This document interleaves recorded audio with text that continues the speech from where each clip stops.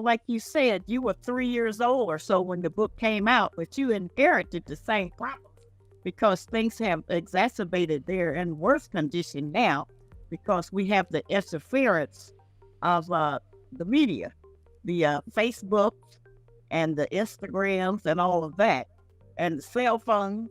All of those things have created more problems in our relationships than anything else that we could do. Everything I'm about to say, you already know it to be true. You are a slave. You are a slave to money, to social economics, to status, to politics, to ideology. You have sold your soul to have a place in a world order that you should naturally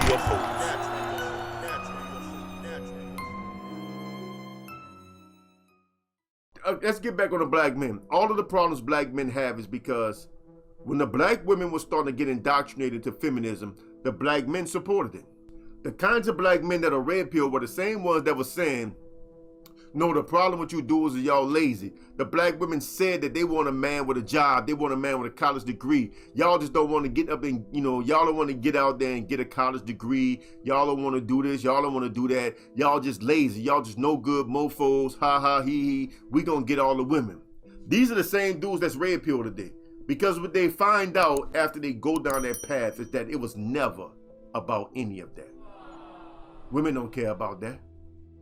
It was always a lie. If a woman likes you, she likes you.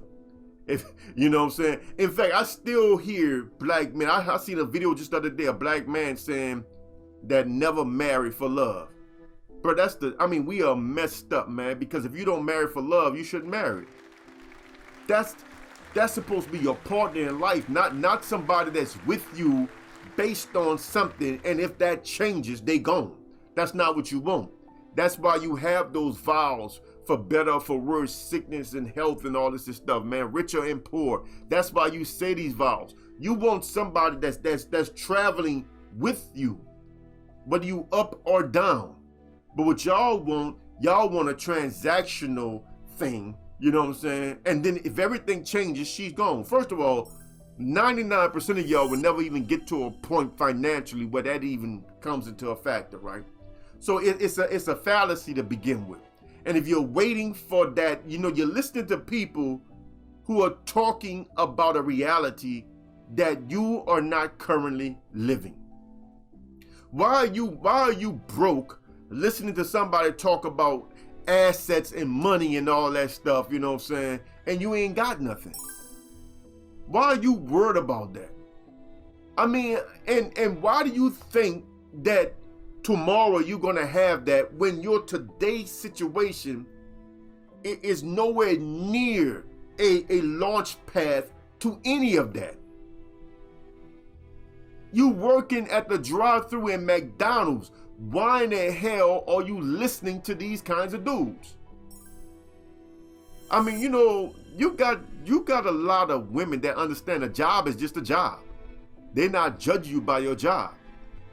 I have a friend, real talk.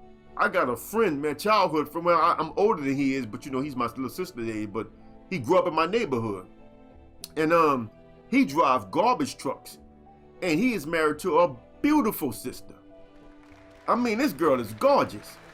And this dude all fat and shit, you know what I'm saying? Beautiful chick. I mean, he drives garbage trucks. So, I mean, if a woman like you, your job is not going to matter because a job is a job. Mature women understand that we work because we got to pay bills. They're not measuring you by your job. A job is a job, I mean, job is a job. So y'all sit here, you're broke, and you listen to people talk about an income class that's 5 levels above where you are.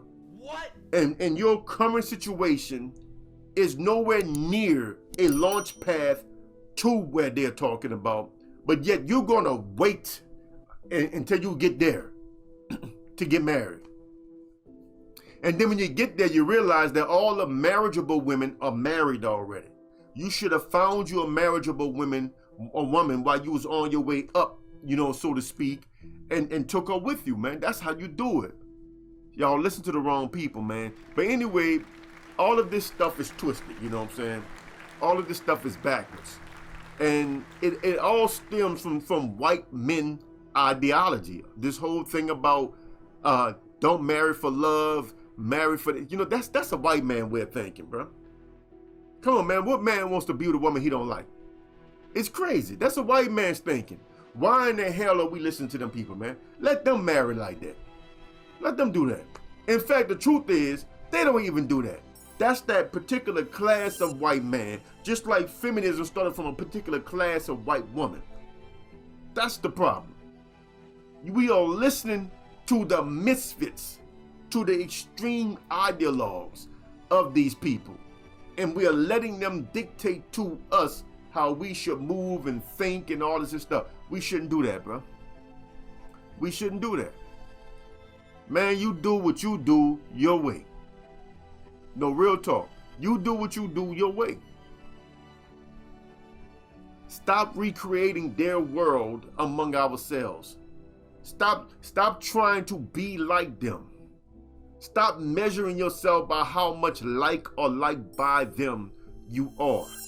Stop measuring other brothers by how much like or like by them they are. Stop measuring your sisters based on some beliefs that you have in your head that women should be subservient to men. That's a bad word, bro. Listen, man, I tell y'all all the time, man.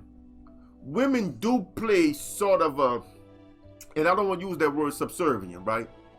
The man lead, the woman follows. But you gotta understand, her following you is voluntary. This is why the white man wants you to find a woman that needs you financially, depend on you, so then you could abuse her and kick her around and all that stuff. He don't want a woman, he don't want you to get a woman that you like and she like you. Nah, because you can't control it then. He wants you to find a woman, he wants you to have money and everything. You go get a woman out the gutter, you know what I'm saying, and pull her up out the gutter, and she depends on you, and she looks up to you and all this. That's what he depends on. You don't need to depend on that, bro. You don't need to depend on that. So you don't need a woman to be subservient to you like that. Women will follow you, but when they follow you, that's them volunteering to do that. They do that because they like you. They do that because they respect you. You don't need to put a woman in a needy position or situation. You don't need that to get a woman to respect you, bro. But that's a white man's ideology. That's why y'all want that, because a lot of you dudes just feel like it's not going to happen no other way. I mean, just face it. That's what it is. You honestly don't believe a woman is going to ever respect you no other kind of way, so you need her in a subservient situation to you. You know, but this whole slave master type mindset, who do you think that comes from? Because that's what y'all trying to do. Who do you think it comes from? I mean, it comes from them. So what we trying to do is recreate white society among ourselves, a miniature version of white society with all of its racism, anti-black sentiments, you know what I'm saying, class wars, infighting. We want it all, you know, and because at the core of it is racism, it's hard because we clash. We fight with each other over everything because nothing we do is ever good enough, because nothing we do is ever good enough in the eyes of white folks. So when Sister SHAHRIZAD say that we don't set our own agenda, I strongly disagree. This is the result of our agenda. The chaos that you see, the infighting that you see, the constant videos being made denigrating black people and highlighting the dysfunctions of black people is the agenda. The pro-blacks and pan-Africans doing their best to beat down any movement to prove that we are the indigenous population of the Americas West Indies.